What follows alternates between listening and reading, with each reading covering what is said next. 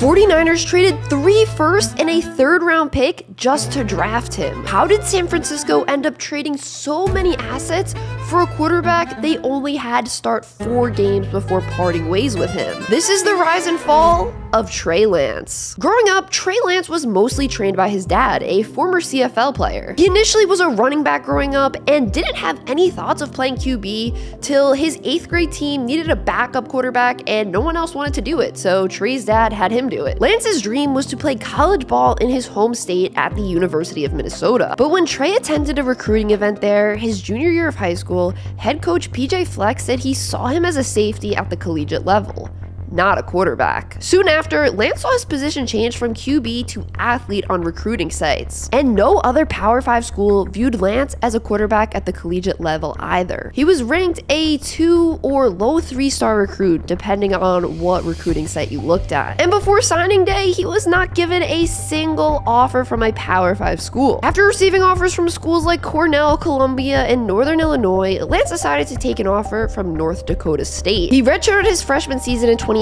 but saw action in 2 games, recording 1 pass for 12 yards and 8 rushes for 82 yards and 2 touchdowns. The following year, he became the team's starter and had an absolutely flawless season. He threw for 2,786 yards, 28 touchdowns, and 0 interceptions. Yes, no interceptions at all. On the ground, he ran for 1,100 yards and 14 touchdowns. He led the Bisons all the way to the NCAA Division I football championship, did win the Walter Payton Award for the FCS's most outstanding offensive player, and set an NCAA record for the most passing attempts without an interception. In the following season, what would be Lance's true sophomore season, North Dakota only played 1 game in the fall due to the pandemic. In that one matchup for Central Arkansas, Lance completed 15 of 30 passes for 149 yards, 2 touchdowns, and 1 interception. He also ran for 143 yards and 2 touchdowns. Despite having over 2 years of college eligibility left, Lance declared for the 2021 NFL Draft in October 2020. He was just 20 years old at the time. His college career was over after starting just 17 games, and he never faced an FBS or Power 5 school in one of those. Trey was projected to be a top 10 pick in what was considered a loaded QB class with Trevor Lawrence, Justin Fields, Mac Jones, and Zach Wilson. Scouts loved Lance's natural skill set. He was big, with a super strong arm and great running abilities. Some even said if he was developed correctly, he could be a similar quarterback to Patrick Mahomes. But the big knock on Lance was his lack of experience. Everyone knew he had all the potential in the world, but he had very little experience and was undoubtedly raw. Things got even more interesting on March 26th when the 49ers traded up from the 12th overall pick to the 3rd overall pick, parting ways with 3 firsts and a 3rd round pick to do so. This deal was made following another season where Jimmy Garoppolo missed the majority of the year with an injury. But it's important to note the season before, he did help the 49ers make it all the way to the Super Bowl. Rumors then started to swirl about which quarterback the 49ers would select with the 3rd pick. Shanahan admitted later in an interview that the 2 quarterbacks he really wanted to draft were Trey Lance and Mac Jones.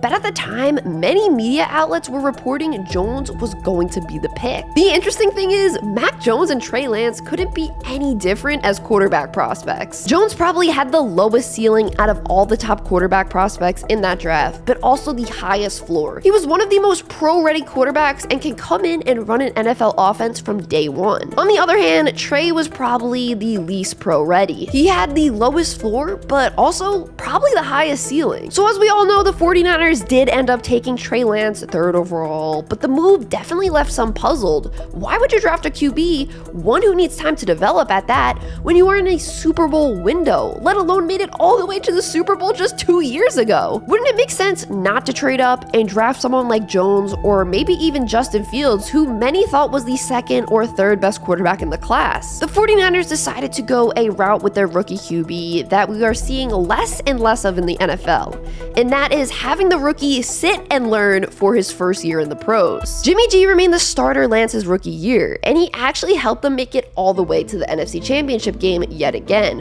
where they lost by 3 to the soon-to-be Super Bowl champion Rams. But Trey did get to start 2 games his rookie season due to injuries to Garoppolo. In his first NFL start, Week 5 versus the Cardinals, Lance went 15 of 29 for 129 yards, 1 interception, and no touchdown, while also rushing 16 times for 89 yards on the ground. San Fran lost that game 17-10. Then he made his second NFL start Week 16 versus the Texans. The 49ers did end up winning that one 23-7. Lance went 16 of 23 for 249 yards, 2 touchdowns, and 1 interception, while also rushing 8 times for 31 yards. Then came year 2, the year Trey was given the keys to the 49ers offense. He was named the starting QB, and the team tried to trade Garoppolo, but after no trade partners emerged, he stayed with them as Lance's backup. Game 1 was that monsoon game versus the Bears. It was raining so hard, there was no way anyone could accurately evaluate Lance's play in this one.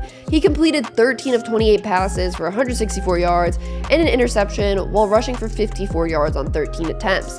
The team lost that one 19-10. The next week seemed like the real start of Trey's career as San Francisco's franchise quarterback, but it actually ended up being the end of it. In the first quarter of the 49ers Week 2 game versus the Seahawks, Lance ran up the middle and ended up breaking his ankle, sidelining him for the remainder of the season, meaning he only got the chance to start 4 football games in 2 full NFL seasons. We all know what happened next. Jimmy Garoppolo was back under center, the team is playing well, then he gets hurt and is out for the year, then Brock Purdy takes over and doesn't lose a game in the regular season, helps them make it all the way to the NFC Championship game yet again. So this offseason, Garoppolo signed with the Raiders as a free agent, and the big question was, who's going to start at quarterback for the 49ers, Trey Lance or Brock Purdy? Brock had a pretty serious elbow injury that required Tommy John, and no one even knew if he'd be healthy enough to play Week 1. But Purdy's recovery went probably the best it could have gone, and he was cleared for full practice without days off in between on August 14th. And one day later, head coach Kyle Shanahan comes out and says Brock Purdy would have to melt in practice to lose the starting quarterback job. And to be honest, before Shanahan even came out and said that, the writing already seemed to have been on the wall. Lance got the starting nod in the 49ers' first preseason game versus the Raiders this year, but the thing was, he played pretty bad. His first 3 drives were 3 and outs. On the 4th drive, he finally threw a touchdown, but it should have been an interception. I mean, you probably would have rather seen him throw this ball away and incomplete than have him put it where he did, even though it ended up being a touchdown. He took a lot of sacks in the game because he wasn't being decisive with where he wanted to put the ball and was holding onto it way too long. His field vision, processing, and decision-making just looked straight up bad. He was outplayed by Sam Darnold in preseason, which probably made it a lot less surprising for all of us when Darnold was named the backup quarterback and Trey the 3rd stringer. After being named the 3rd string QB, Lance didn't show up for practice and was soon traded to Dallas for a 4th round pick. So whose fault is this? The thing is, I don't know if I can say this is anyone's fault specifically. Yes, of course it's really bad that the 49ers traded that many picks for a guy that only started 4 games for them. I mean, Lance literally started 1 full game per 1st round pick they traded for him, and then you could say that 3rd round pick was the start. He only played the 1st quarter due to injury. He literally played 1 game per pick that was traded for him. Even though he only started 4 NFL games, I can't knock the 49ers for having him sit and learn his first year. I mean, I don't think Lance would have thrived in that offense as good as it was his rookie season in the NFL. I just think he needed more experience learning and watching from the sidelines, and we've seen how good sitting and learning a year has worked for quarterbacks like Patrick Mahomes, and we've also seen how much it has damaged other players' careers that have gone out their rookie season and played when they really weren't ready to. It's honestly just really bad luck that the injury happened when it did. I think what should have happened is the 49ers should have never traded up in the draft. That draft class was absolutely loaded. Let's look at all the great players that were drafted after Lance. Jamar Chase, Justin Fields, Rashawn Slater, Jalen Waddle, Micah Parsons, Penny Sewell, Kyle Pitts, Patrick Surtain, Devontae Smith. You know how many of those guys have already made the Pro Bowl? A lot of them. The 49ers were never in a situation where they desperately needed to trade up for a rookie QB. They had a serviceable QB under center in Garoppolo and were not rebuilding.